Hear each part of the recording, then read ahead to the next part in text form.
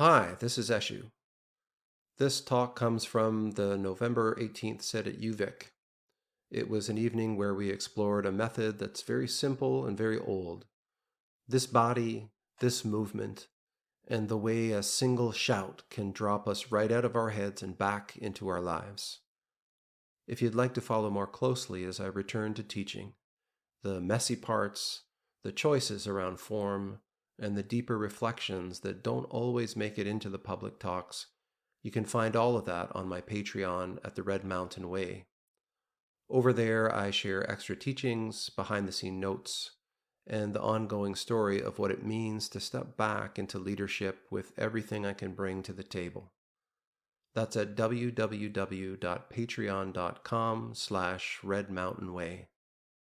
And so now, here's the talk.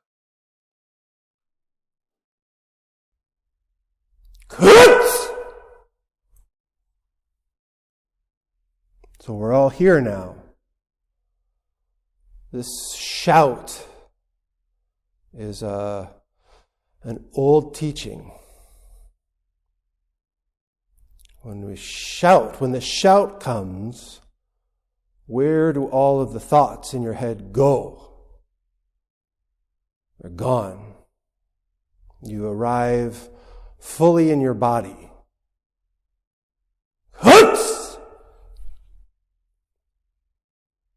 Fully embodied in your life, driving out all of the organizing and worrying and planning.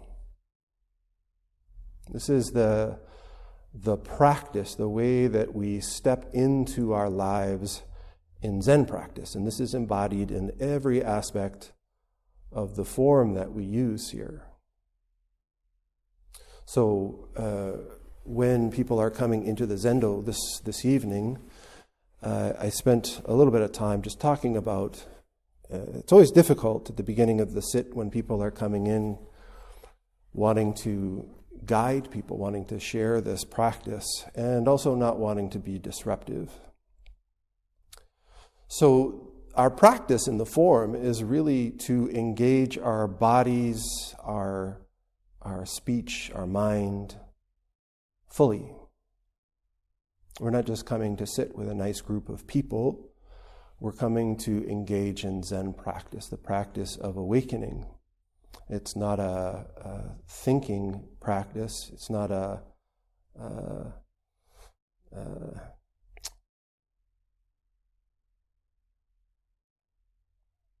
can't think of the word. It's not a kind of grinding away on something practice. It's an embodied practice.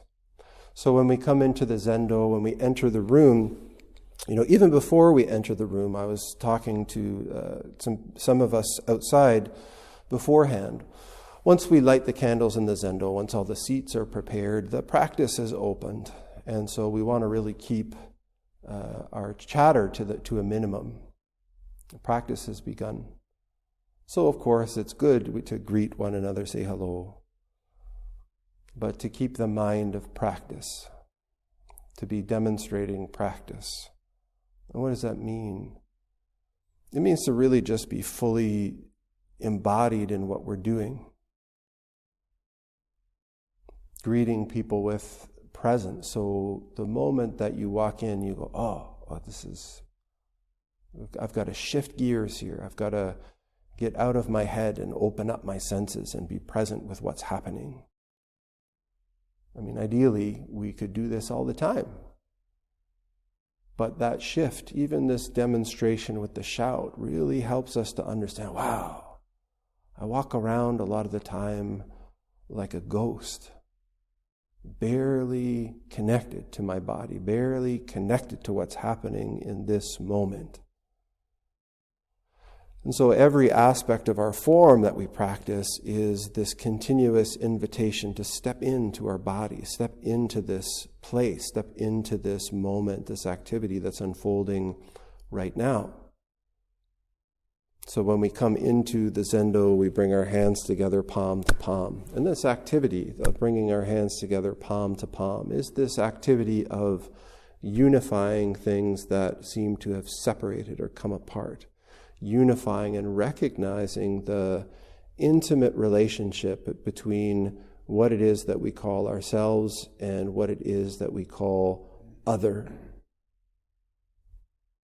And we bow at that acknowledgement. We bow at that recognition, affirming it. Then when we walk into the Zendo, you put your cushion under your arm and you walk with your hands in gasho.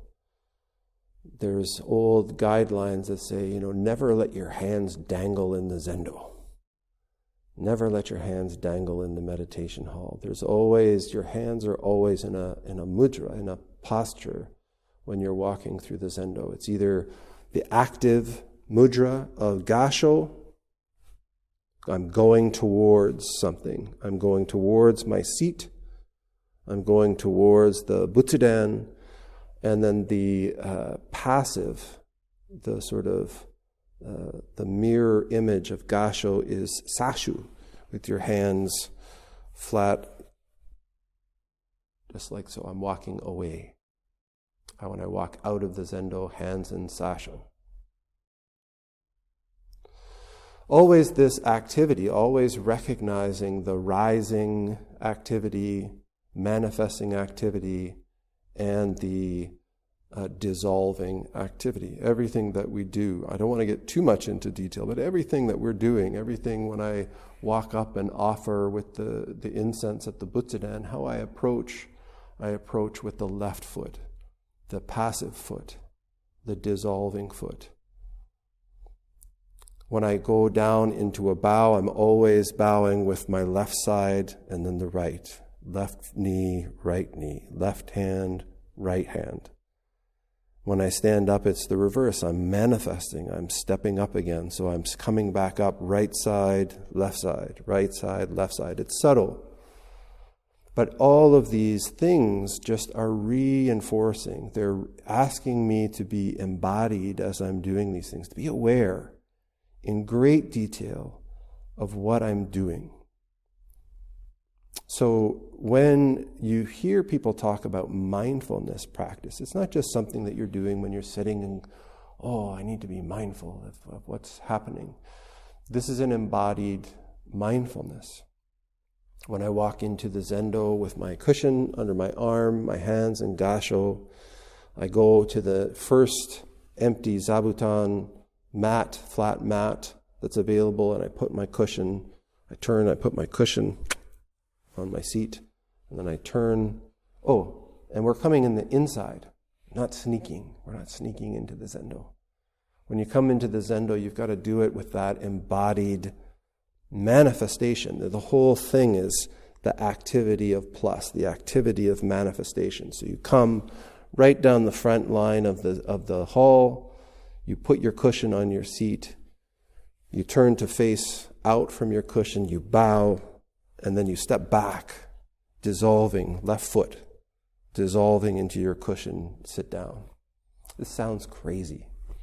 Sounds like, wow, holy minutia. And really, we're the Rinzai tradition. We don't worry so much about the details. If you want to really find out about the minutia, Dogen's Shobo Genzo, where he goes over the whole kind of monastic code in excruciating detail, is a wonderful example. And Shobo Genzo includes instructions on everything from how to sit at your seat to how to wipe your ass, which hand, how many times, all of these things. And it's not a joke.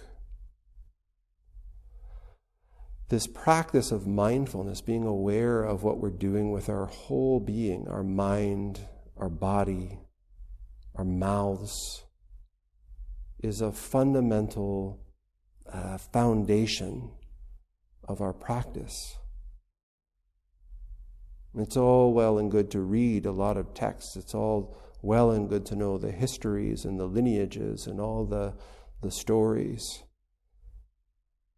But where we really hit it, where we really experience the activity, the unfolding activity of this cosmos, is in our bodies. It's through our senses. It's in this activity of being, of experiencing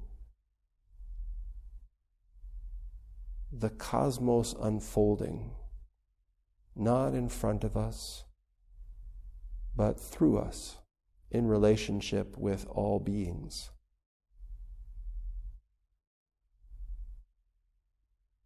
I apologize if I scared you a little bit.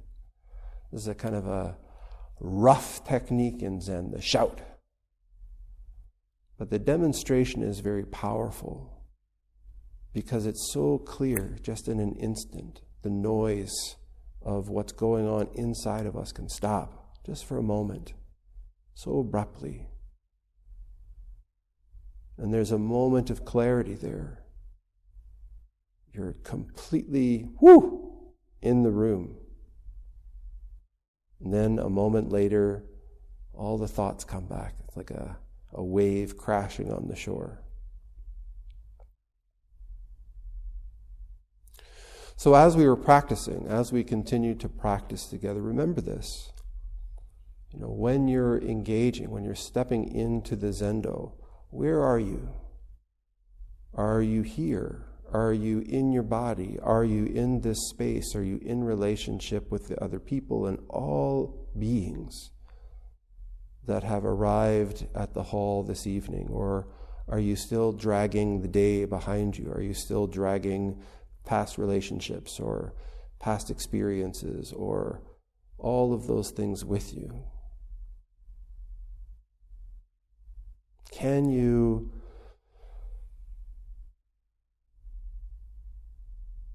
manifest? Can you step fully in? This practice over and over again is a very simple one. When we're doing something, we can do it in the Zendo. When it comes time to bow, are we just, going through the motions and doing what's required? Can you put yourself fully into the bow? There's nothing else, nothing left except the bow.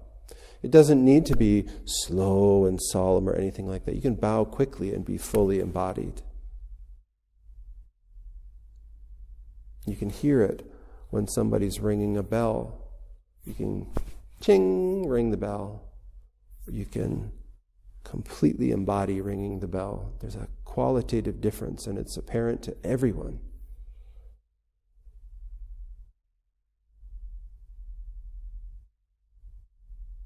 Over 20 years of practice, I met a handful of people who all were quite serious about their Zen practice, meeting them in training centers, usually the monastery. And at least 5 people I spoke to when I asked them about what got them interested in Zen. What was it that inspired them to go further with practice or to get serious about their practice? It's a question I asked to a lot of people. And at least 5 of them said exactly the same thing. There's a teacher named Gente. He was the abbot of the Zen Center in North Carolina for a long time. And they all said the same thing. They said, I went to that Zendo and he rang the bell. And the way that he rang the bell made me feel like I wanted to know more.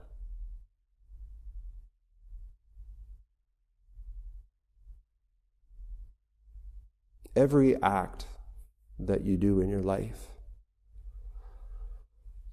every time you open the door, every time you engage with someone, it can be a bell.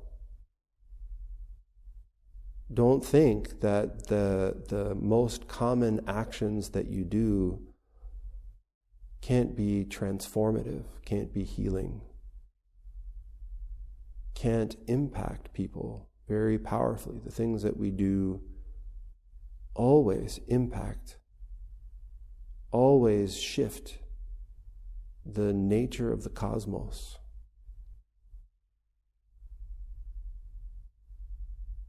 And so I really feel it's a very valuable thing to bring awareness, to bring that mindfulness, to bring your whole being, everything you've got, as often as you can, into everything that you're doing.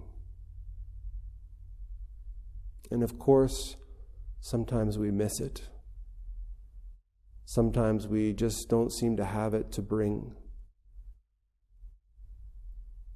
And that's okay. Notice. Don't be discouraged. Don't think less of yourself as a practitioner or as a person. Just notice. There'll be another opportunity, another bell to ring. So ring it with all you've got.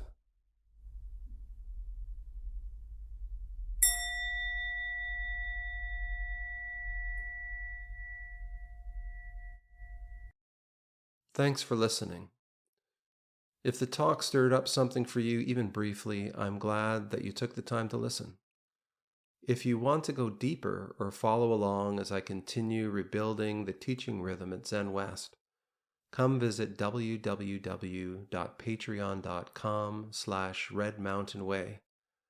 That's where I'm sharing more of the reflections, the behind-the-scenes process, and the living questions that are shaping the path forward.